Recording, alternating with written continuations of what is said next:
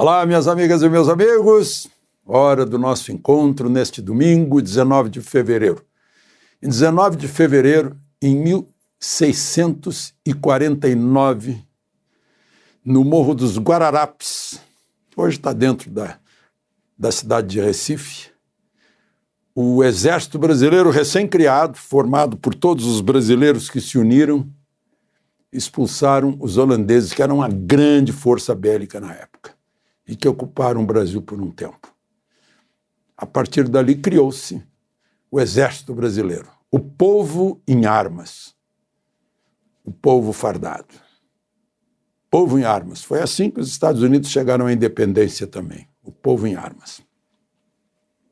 E no 19 de fevereiro de 1918, o governo comunista da União Soviética aboliu a propriedade privada.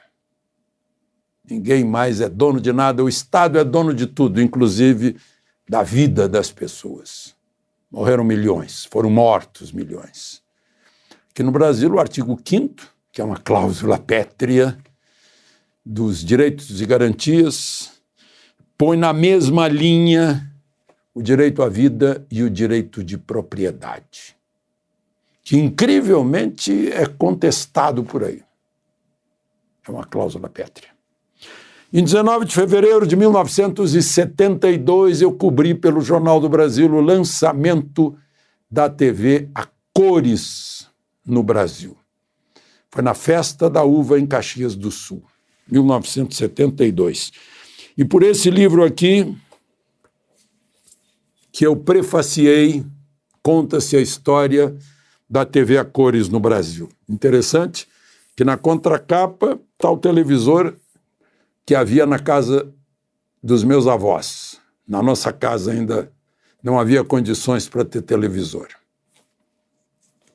Eu prefaciei e no prefácio eu fiz um trocadilho, já que foi gestado em terras gaúchas de Érico Veríssimo. Aí o título eu fiz um trocadilho, O Tempo e o Vídeo. Trocadilho com O Tempo e o Vento, a trilogia de Érico Veríssimo. Apresentando o Valmor Berges, que meu pai lançou no microfone, ainda tocando gaitinha de boca nos programas de auditório, César Valmor, que já se foi. E o lançamento desse livro, eu tenho boas recordações, foi no palco,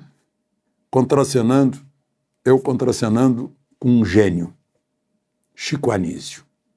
Que saudade do Chico Anísio. E do Valmor Berges, que foi um dos televisionários, como ele chama, que fizeram a TV a cores no Brasil. Bem, gente, chega de saudade. Vamos à conversa de hoje. Não esqueça de se inscrever se você ainda não fez isso. Vamos chegar a 3 milhões. E ao final de deixar o seu gostei ou não gostei.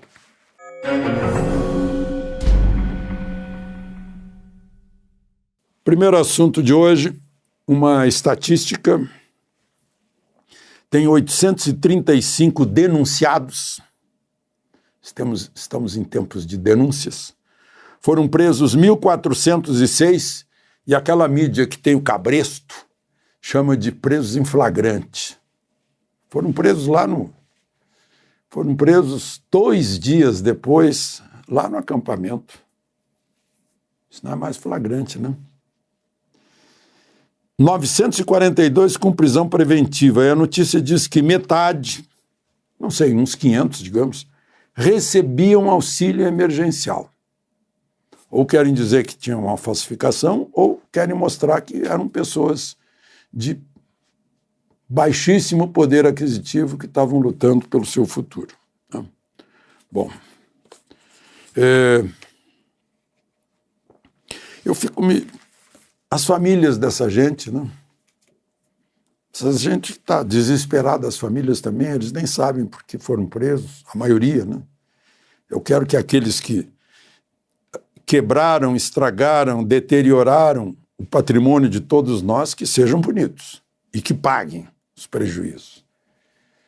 mas aqueles que estavam na rua se manifestando, ou às vezes nem estavam, né? Nem saindo do acampamento, porque generalizou-se a denúncia. Essas famílias estão desesperadas e estão pedindo CPI. Por que estão pedindo CPI? Estão querendo que investigue. Todos queremos que se investigue.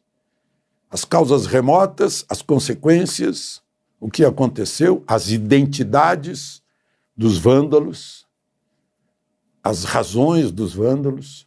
Aquele sujeito que quebrou o relógio, por exemplo, estava recebendo o auxílio, mas veio de carro, dirigindo o próprio carro. Ele não veio nem de ônibus, como veio a maioria, né? São coisas estranhas que a gente vê por aí. Eu recebi pela rede social um texto do Marco Frenetti. Ele era do editor do Carlos Amigos. E eu estou citando porque é uma ideia. Congressista que pensar em se rebelar vai se lembrar de Daniel Silveira. O líder de partido vai ver como acabou Roberto Jefferson. O juiz vai lembrar o que fizeram com a Ludmila Lins Grilo. O jornalista vai lembrar de Alain dos Santos e do Canal Hipócrita, né? O brasileiro que pensa em protestar vai lembrar dos inocentes que foram amontoados, né, e presos, né? Aí eu fico pensando assim, poxa, eu não ouvi Fernando Henrique Cardoso falar sobre isso, né? Eu ouvi o outro dia, eu lembrei disso porque outro dia eu ouvi o Roberto Freire estranhando, mas não ouvi o ACM Neto, por exemplo, né? O ex-presidente Michel Temer. São pessoas de peso no Brasil, mas parecem caladas, né? A gente fica esperando alguma coisa deles, né? Aí também na rede social estão perguntando, o Supremo não deu... Quantos dias deu para o presidente Lula explicar por que tirou todas aquelas orientações sobre aborto no site do Ministério da Saúde? Por que está fechando escolas cívico-militares, né? Por que fechou lá uma assistência para pessoas com dificuldade na fala, que não conseguem se comunicar, né? Qual é a explicação? Quantos dias vai ter para explicar o decreto que está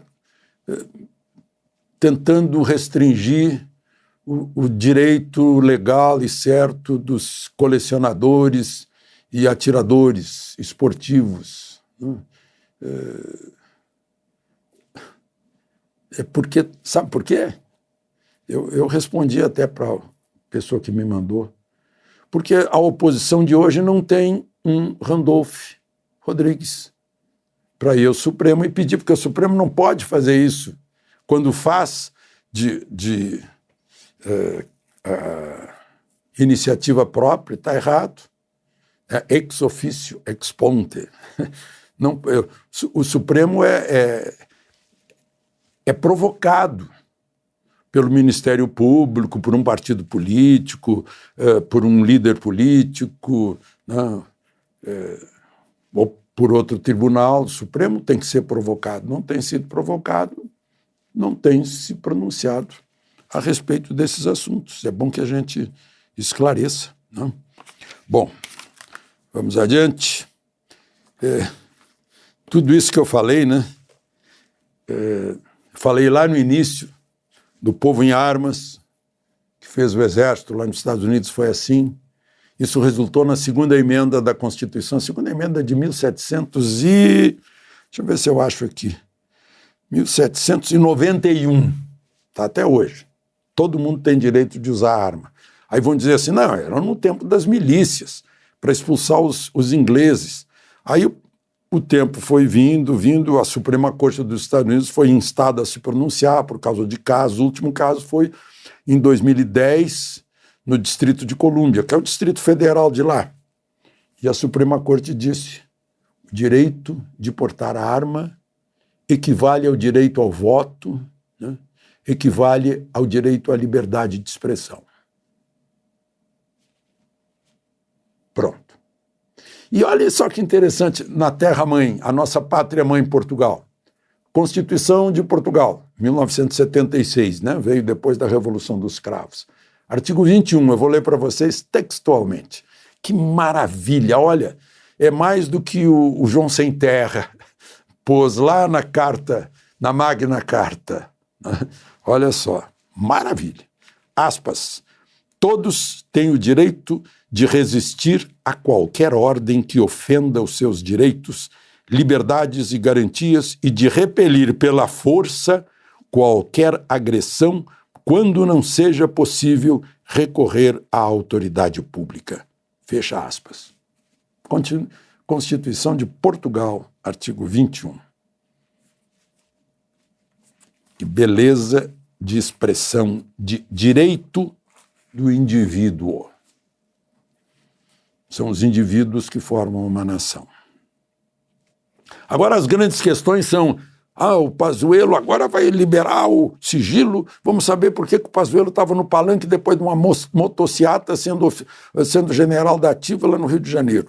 O Bolsonaro apareceu lá, a Controladoria Geral da União descobriu um boletim lá que estava Bolsonaro vacinado. Vamos discutir essa história. Mas morreu a EMA morreu de excesso de gordura, o que foi que houve? Essas são as grandes questões. Não é assim, olha, Bolsonaro recebeu um triplex de uma empreiteira. Bolsonaro teve ajuda na reforma de um sítio em Atibaia. Bolsonaro pegou milhões da Petrobras para o Instituto Bolsonaro. Também não tem.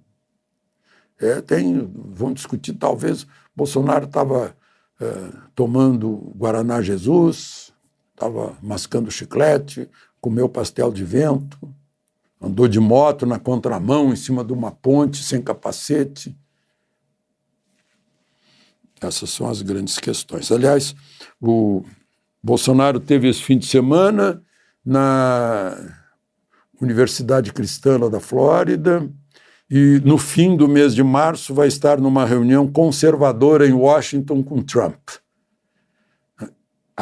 E já Lula, que está agora na base naval de Aratu, passando o carnaval, no início de março vai estar com Xi Jinping lá na China, buscando uma aproximação com a China. Enfim, né, cada qual com seu igual ou com seu parecido. Aliás, Lula prometeu na campanha a isenção de imposto de renda para quem ganhasse até 5 mil. Vai ser para quem ganha até 2.112. E eu vi jornalistas escrevendo, dizendo que é para conquistar a classe média. Eu fico impressionado quando na cabeça de jornalista quem ganha 2.112 é classe média. Fico impressionado com isso. E a outra questão, o salário mínimo está subindo R$18, né? Não vai conseguir pagar a diferença do ICMS no combustível, da moto ou do carro, o ICMS em geral que os governadores pró-governo conseguiram. E vamos terminar com uma boa notícia. O agro brasileiro, no ano passado, chegou a um PIB de $500 trilhão de dólares. Igual ao PIB total da Argentina, que foi o país mais brilhante no início do século passado, mais próspero. Nosso agro já empatou com a Argentina inteira. De Brasília, Alexandre Garcia.